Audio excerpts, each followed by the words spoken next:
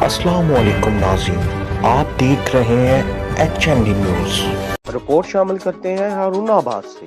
इदारे नुमाइंदगान गुलाम महिउद्दीन की रिपोर्ट के मुताबिक हारूनाबाद महकमा माल के पटवारी के प्राइवेट मुलाजम सईद का तहसीलदार की हुक्म अदूली करना जुर्म बन गया।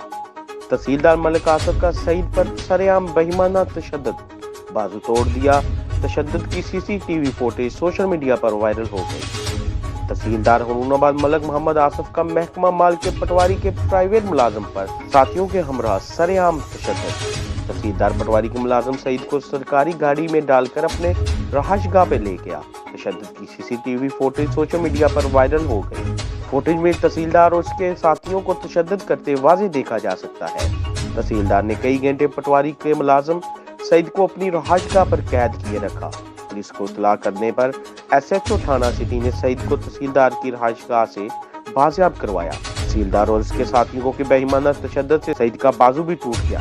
पटवारी के मुलाजम सईद ने तहसीलदार के खिलाफ कार्रवाई के लिए दरख्वास्त थाना सिटी में दी थी। तशद्दुद का शिकार होने वाले सईद को अस्पताल मुंतकिल कर दिया गया। तशद्दुद का शिकार होने वाले सईद का कहना है कि तहसीलदार ने अपने साथियों के हमरा मुझ पर बेईमाना तशद्दुद किया और मुझे असला के जोर पर अपनी रहायशगाह पे कई घंटे कैद किए रखा और मेरे हाथ पांव बांधकर मुझ पर तशद्दुद करते रहे।